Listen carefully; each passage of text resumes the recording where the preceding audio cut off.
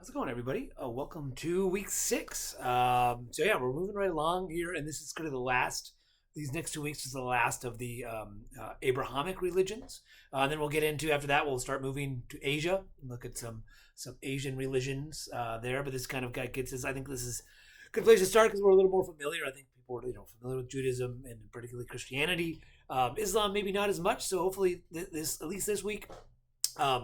We'll kind of just sort of some fundamentals of the history of Islam, some of the major beliefs and practices.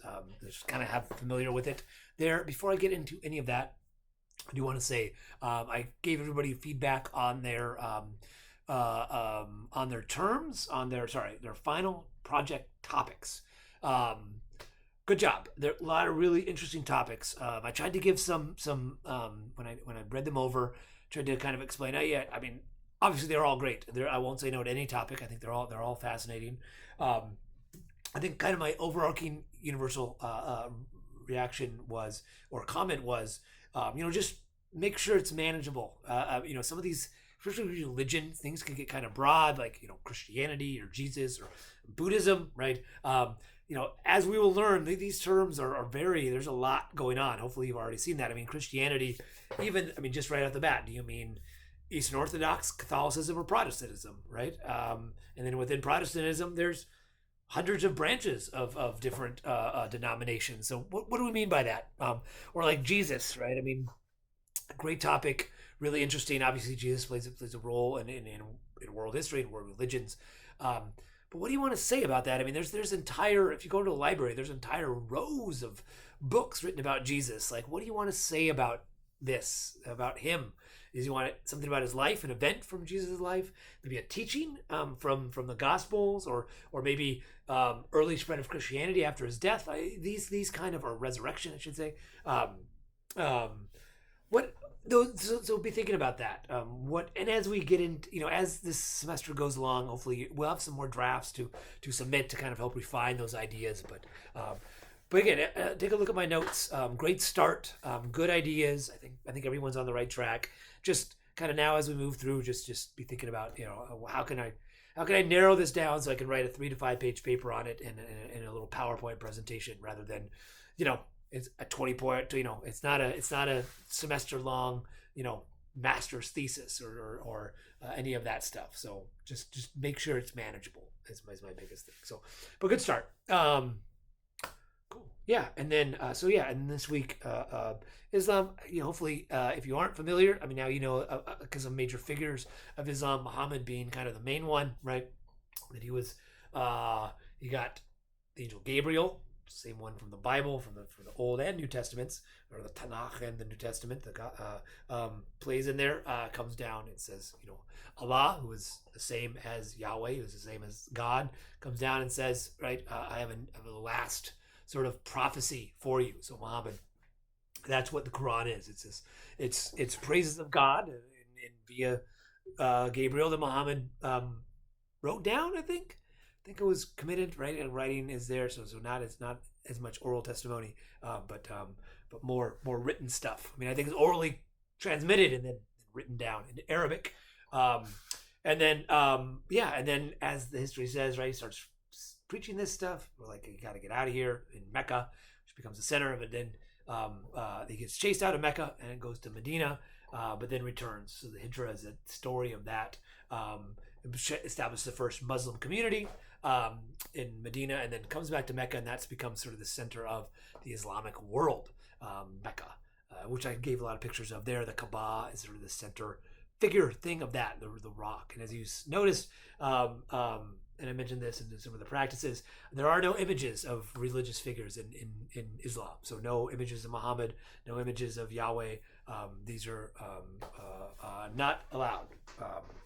The other prominent figures here and there, historical figures, yes, but as religious figures, no. Which again, you can kind of see. I mean, there's same sort of debate took place in Christianity and iconography and early Christian representations of these. And as we get to Buddhism, the first elements of Buddhism was no images of the Buddha as well. But so it's part of this, but it maintains to today.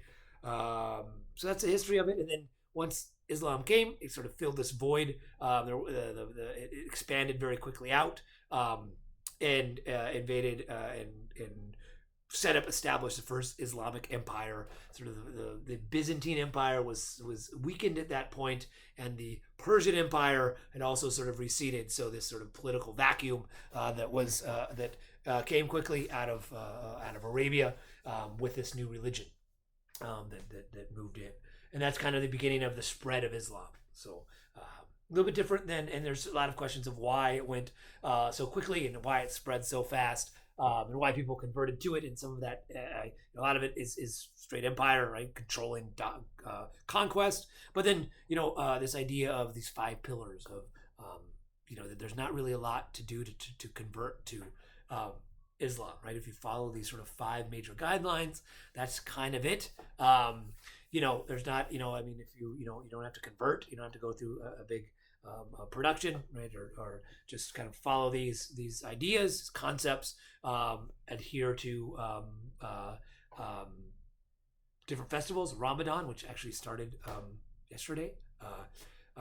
Go visit the Hajj once in your life in Mecca. Give to charity, right? That's kind of the pray, believe in Allah, and pray 5 times a day. Praying 5 times a day is a big one. So these are kind of the beliefs, the practices. We talked about the Hadith. The Quran is one main text. The Hadith is the words of Muhammad. A little bit different, and there's some. The Quran is I gave some examples of passages of the Quran. A lot of their prayers, hymns, if you will, ways of praises of Allah, and then the Hadith is more like practical things. People ask questions of Muhammad, and he answers a little more pragmatically about how you should be a good person. So, I think that's it. Yeah, Ramadan started. I wanted to mention that. And in the Padlet, what I want you to do is focus on one of those pillars and connect it with some other element of the course material. So praying you can do with the Quran or Hajj, right? I gave a video of Mecca of somebody's experience there. I mean, you could maybe find another one or review that. Talk about what Hajj is a little more. Charity, I mean, there's a lot of Islamic charities around. You could look at fasting during Ramadan. There's another video on Ramadan. You could talk about it now. I think that's it. Prayer, famous mosque. Just kind of figure out, do a little outside research on your own.